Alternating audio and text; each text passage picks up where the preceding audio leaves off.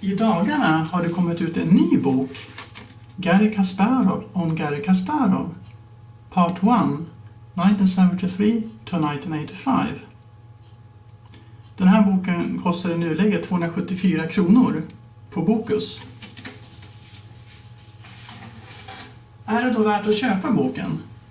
Den boken som jag har tittat i ganska mycket är Test of Time av Garry Kasparov. Och den har några år på nacken. Då kan man fråga sig, är det värt att köpa den här nya boken? Ja, jag tycker det. Därför att han kommer med många nya varianter. Och han har ju naturligtvis använt dator. Han tillför även kompletta turneringstabeller. Och någonting som jag tycker är väldigt bra är att han anger tiden på sina drag. Och jag kommer också anknyta till det när vi går igenom ett parti. Och det partiet jag tänkte vi skulle gå igenom är mellan Kasparov och Georgadze. Och det spelades i Minsk 1979. Det var det 47:e Sovjetmästerskapet. Och Garry Kasparov, han är född samma år som jag, det vill säga 1963. Så han var bara 16 år och han kom 3:a i det Sovjetmästerskapet på 10 poäng. Geller vann på 11,5. Jusupov kom 2:a på 10,5. Och det var 18 deltagare. Sovjetmästerskapet anses vara en av världens starkaste turneringar. Så det var en otroligt stark bedrift. Och det här partiet som har gjort ett starkt intryck på mig, Kasparov-Georgadze, då har jag skrivit så här, efter att ha gått igenom partiet för många år sedan. Ett mycket lärorikt parti.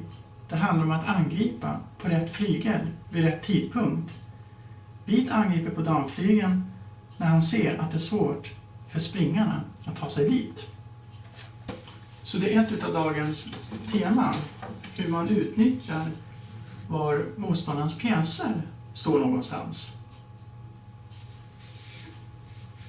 Kasparov hade vit då och öppnade med E4 och han hade förberett sig mot Tjeljabinsk-varianten i sicilianskt. Så det här draget kom som en överraskning. Georgadze spelar Filedors försvar. Och då ville Kasparov också överraska sin motståndare genom att spela löpare C4. Så tills vidare håller Kasparov spelet slutet. Och det är ganska smart. För spelar man enligt huvudvarianten D4, då kan ju svart slå på D4 precis som man brukar göra i den öppna varianten i sicilianskt. Och då får ju svart det här halvöppna spelet som man vill ha. Men genom att spela löpande C4 bibehåller ju vit möjligheten att spela som man brukar göra italienskt med D3. Här kan svart visserligen spela löpare E6 direkt. Det är Panos rekommendation i det här läget. Men Georgadze valde det här istället. Och då kom D3, springer F6 och C3. Båda blockerar snabbt. Och C6. Och den här fortsättningen menar Kasparov är mer flexibel än att utveckla springaren till C6. Nu har ju svart olika möjligheter att störa svart, men till exempel störa vit. Med till exempel D5, B5. Och vit vet heller inte var svart kommer att flytta sin damflygelspringare. Den kommer ju förmodligen att hamna på D7, men sen om den hamnar på B6 eller C5 eller kanske någon annanstans, det vet man inte riktigt. Och då kom det här draget, löpare B3 och löpare E6. Man vill ju gärna byta bort den så kallade italienska löparen om man får chansen. I det här läget så tänkte faktiskt Kasparov hela 8 minuter innan han gjorde det ganska typiska draget för spanskt parti, löpare C2.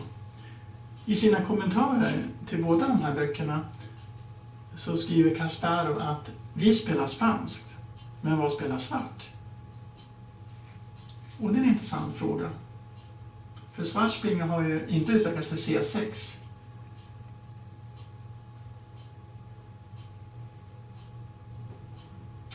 Nu när svart har sin löpare på E6, då får man se upp för springare G5 i vissa varianter.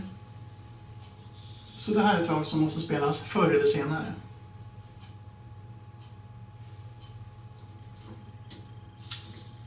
Ton I1, vi spelar som i spansk. Springer BD7 och så springer BD2. Och det här draget tänkte Kasparov förvånansvärt länge på. Han tänkte hela 10 minuter. Och det är intressant, för vad kan han ha tänkt på? Ja, det troliga är att han har tänkt på D4 eller H3, som också är typiska drag i spanskt parti. Men han gjorde det här typiska draget som förberedde Steiners-manövern till F1 och sen till G3 eller E3. Nu när svart spelar damen till C7, då måste vi verkligen vara på alerten. För att om vi gör ett passivt drag här i stil med springare F1 eller H3, då kommer svart att spela D5. Så om vi ska behålla initiativet, då måste han spela D4 och sätta tryck mot punkten E5.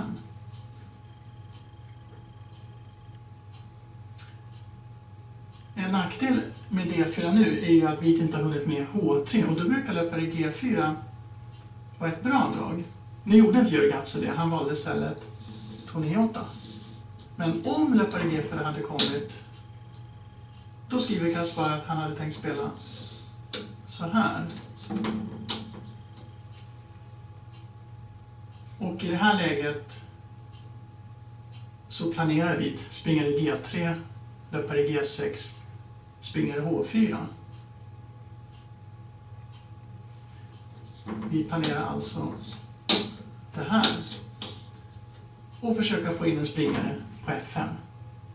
Det är favoritrutan för Kasparov när det gäller kungsflygelspringaren. Svart kan parera detta med springare H7 eftersom löparen då kontrollerar H4. Så det här är en tänkbar fortsättning. Men Georgadze valde en mera passiv anläggning och spelade ton E8 direkt. Och då tar Kasparov naturligtvis chansen att spela H3 och förhindrar en gång för alla löpare G4. Och nu kom springare F8. Här tycker jag vi har ett ganska intressant läge där ni kan börja fundera vad ni skulle spela som vit. Så jag föreslår att ni trycker på pausknappen och tänker i flera minuter. Jag kommer ihåg första gången jag tittade på det här partiet så gjorde det här draget ett väldigt starkt intryck. Och nu när jag kan se betänketiden i den här nya boken, han tänkte bara 6 minuter. Så om ni hittade det här draget inom den tiden så har ni verkligen förstått vad den här ställningen handlar om. Han spelade C4. Det är lite överraskande att vi helt plötsligt spelar på damflygen. Det normala i spanskt är ju att vi spelar på kungsflygen. Men han försöker utnyttja här att svart redan har placerat sin springare passivt på F8. Den är alltså på väg till G6. Om båda svart springare står på kungsflygen, då blir svart lite försvagad på damflygen när det gäller att kunna försvara sig med sina springare. Jag kan för övrigt nämna det att Georgadze spelade springare G6. Men den varianten som man bör se om man spelar C4, det är vad som händer på slaget på D4.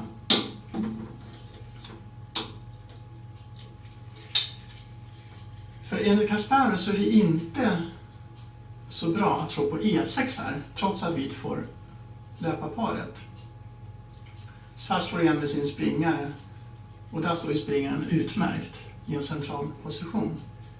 Utan Kasparov hade faktiskt planerat att offra bonden på C4. Och det här är verkligen typiskt Kasparov. Därför att han får in en springare på F5.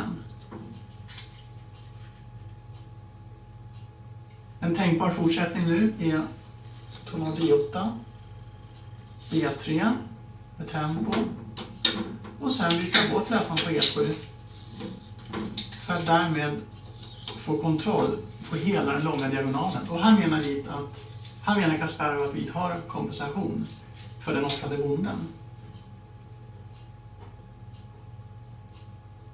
Och det här är typiskt Kasparov att offra bonde för initiativ.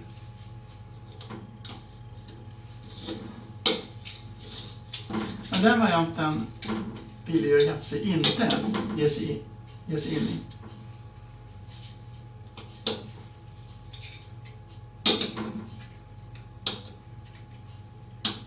Utan spelade istället springa G6. Och då passar Kasparov på och tar terräng med tempovinst.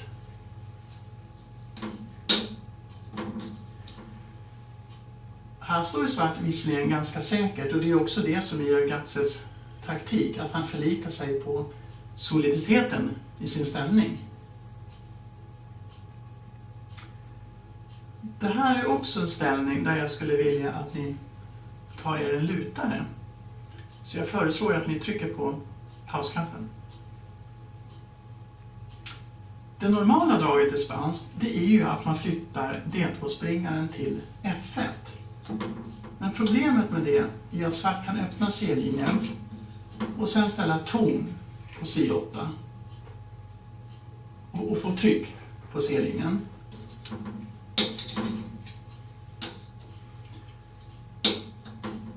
Istället valde Kasparov springare B1 och han nämner i sina kommentarer att han har vunnit 3 partier just på grund av springarmanövern D2 till B1. Poängen är ju förstås då att vi ska kunna blockera C-linjen om svart öppnar den med springare C3. Och det ingår också i den här planen som jag nämnde innan vi började spela igenom det här partiet, att vi försöker ju få ett övertag med pjäser på damflygeln, för svarts båda springare står ju här. Men vi tar ju bara en springare här. Så i och med att den här springaren hamnar på C3 så har vi en extra pjäs på damflygeln. Så man skulle kunna kalla det här konceptet för pjäsmajoritet.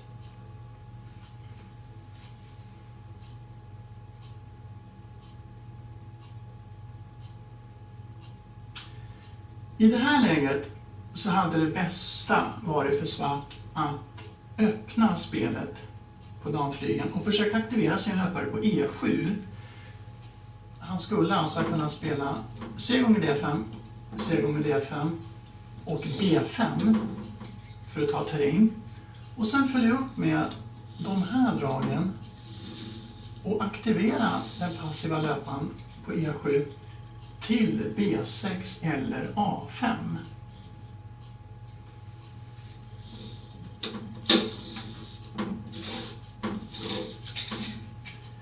Istället spelade Georgadze löpare F8 och där har den ingen funktion alls, utan där står den bara passivt.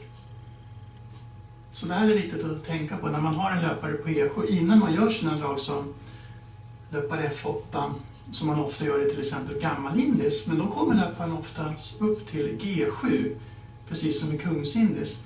Men i den här ställningen så har ju inte svarts löpare utsikt att komma till G7 inom den närmaste tiden. Så det här är uteslutande ett passivt drag. Så man ska alltid tänka på det när man spelar sådana varianter som tjeckisk Benoni till exempel. Att man inte flyttar ner löparen till F8 utan att först analysera att om inte löparen eventuellt kan komma till den klassiska diagonalen via D8 eller kanske till A5 E1 diagonalen. Kasparov spelar spelaren C3 och även här så tycker Kasparov att Georgadze borde ha öppnat spelet på damflyg med C gånger D5 även om ställningen är sämre än vad den var tidigare. Istället låser han till spelet. Och det här partiet blir också instinktivt för att se hur vit utnyttjar den terräng han har fått. Och här tycker jag också det är ett bra läge att ni funderar vad som är vits bästa drag. Så nu ska ni trycka på pausknappen. Här är det ganska uppenbart att vits bästa drag är löpare A4. Vit får byta bort sin dåliga löpare som ju är instängd utav 3 centrumbönder och svarts goda löpare. Och kvar blir ju vits goda löpare mot svarts dåliga, för svart kan ju inte undvika avbytet. Svart satsar istället på ett framtida B5 och vit byter bort löparna. Nu hade det bästa varit att slå med damen just för att förbereda B5. Men ni ska observera det att vi kommer ju satsa på A3, B4 och i och med att vi tar flera pjäser på damflygen. Jag tänker både på löparen som kommer att hamna här och springa på C3. Så är det bara vit som kan tjäna på linjeöppningar på damflygen. För det kommer att ta lång tid för svart springare och löpare att mobilisera sig till damflygen. Och troligtvis var det väl därför inte Georgadze slog med damen, även om det, eller Kasparov var det bästa. Utan Georgadze är trogen sin passiva strategi. Han tror så pass mycket på den inneboende säkerheten i sin ställning.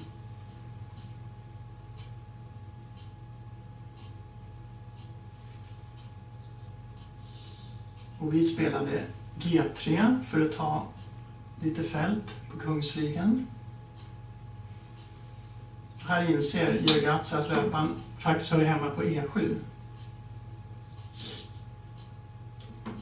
Vi tar med terräng, eventuellt kan vi spela H5 i rätt läge. Det hindrar svart temporärt med springare F6. Och då kommer springare H2. Och springare H2 förbereder bland annat manövern springare F1, springare E3, springare F5.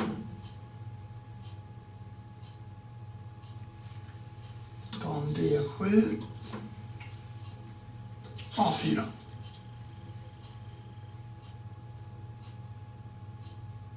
Så vi planerar att sätta upp en griparm med A4, A5. Men om svart skulle spela A5 för att försöka blockera spelet på damflygen, då har vi ändå fördel tack vare fältet F5. Vi kan till exempel fortsätta med dam F3, springa D, springa E3, springa F5. Och som ni ser, alla de här pjäserna kommer snabbt i spel på kungsflygen.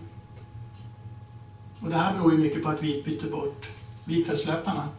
Så som ni ser, det spelar egentligen ingen roll vilken flygel vit spelar på. Men om svart gör A5, då måste ju vit spela på kungsflygen.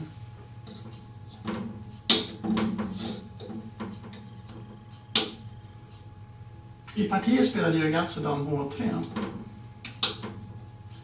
Och vi gör faktiskt remis. Kasparov avböjde och spelade dam F3. Och då flyttade Georgadze tillbaka damen. Och här är det uppenbart att svart är nöjd med remis. Han spelar helt enkelt ett avvaktande spel. Så det här partiet anknyter också lite till det tema som vi hade i partiet mellan Petrosyan och Karlsson. Och då var ju temat hur man utnyttjar passivitet hos motståndaren. A5. Och nu har vi satt upp en griparm på A5 och D5.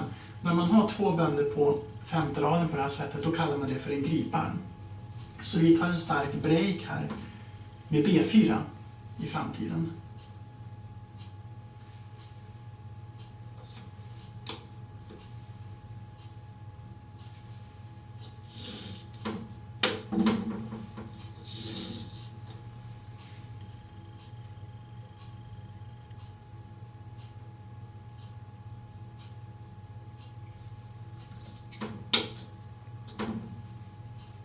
springaren är på väg till F5 och svart kan i nuläget inte spela G6 på grund av att H6 hänger. Men även om svart skulle förbereda G6 med kung H7 så är ju det precis det som Kasparov vill att svart ska spela. För det innebär ju bara ytterligare försvagningar i svarts bondekedja. Så det här är ett naturligare drag att hindra springare E3. Men faktum kvarstår, båda svart springare står fortfarande på kungsflygeln och vit har sin extra pjäs här. Och det hotar nu gaffeln, nu springer det B6.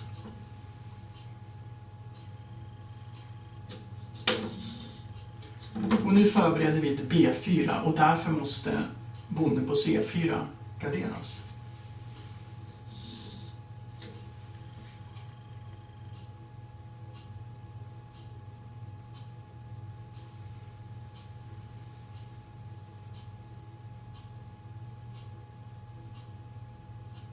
Jag ska tillägga att i det här läget så var Georgadze i tidsnöd. Nu kom E4. Och det är den här breaken man vill genomföra när man har den här griparmen. Svart försöker stabilisera sin springare på H5. Och nu kom det här draget i Georgadzes tidsnöd. Precis i rätt läge. Vit får en utpost på C7. Ja, före ton eventuellt, om vit lyckas öppna spelet med C5. Och bonden på D6 blir väldigt svag nu när svartfältslöpare är bortbytt.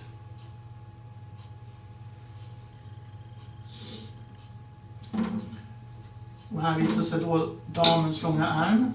Här ser vi också ett exempel på hur snabbt vit kan transportera sina pjäser från kungsflygeln till damflygeln. Precis samma sak med löparen på D2 där, som först hade kontroll här, men nu har den kontroll på damflygeln och mot svartsbonde på D6.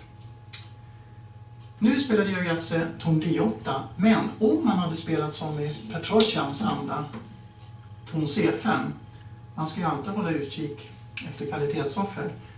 Kom ihåg Petrosians ord att tonens funktion bland annat är att man kan byta pjäser, lätta pjäser med dem. Men i den här ställningen så håller inte långa loppet.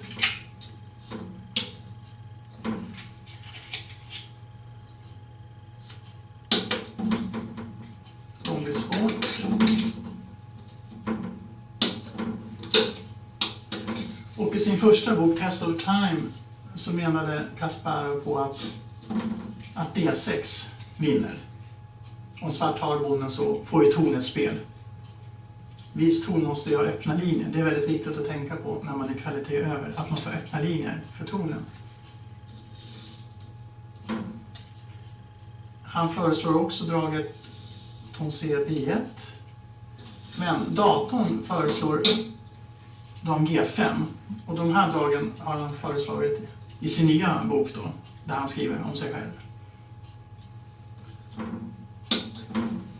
Nu spelar han inte ton C5, utan Georgadze är konsekvent sin passiva strategi. Men det går ju inte mot en spelare av Kasparovs kaliber. Och då kommer F3. Om nu svart drar springaren till F6 som ser naturligt ut, så har han inte så god kontroll på fältet F5. Så därför spelar han D istället. Och nu kommer den här breaken. C4, C5 som öppnar C-linjen. Och då börjar jag också förstå att C7 verkligen är en utpost för vits ton. Svart slår på C5 och vit har med löparen. Och dam F6. Här får man tänka på att inte göra löpare E7, för då kommer dam slå B6 schack. Därför gör Kasparov kung G2 och tar sig ur diagonalen G1, A7. Och svart garderar utan E7. Vit är väldigt intresserade av utposten C7 och backar därför löparen till E3 trots att det spärrar in springaren temporärt. Springa till E7, det hotar bonden på B6.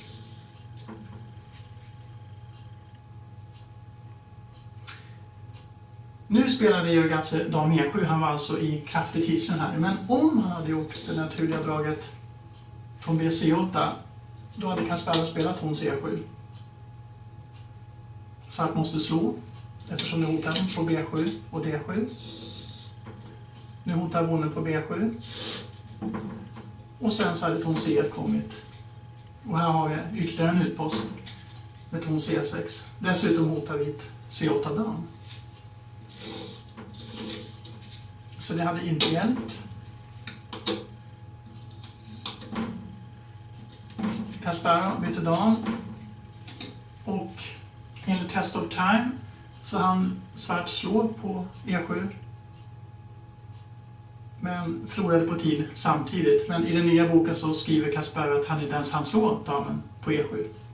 Så som ni märker, det är hela tiden skillnader i hans kommentarer. Så han har ju definitivt gått igenom sina tidigare partier. Och han hänvisar faktiskt till sin tidigare bok flera gånger.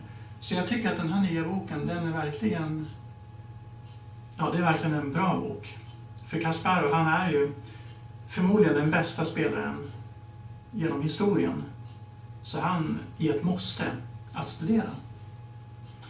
Och det här var det parti som gjorde starkast intryck på mig på den tiden jag läste The Test of Time. Så jag får önska er lycka till om ni köper den här boken och börjar studera Kasparov.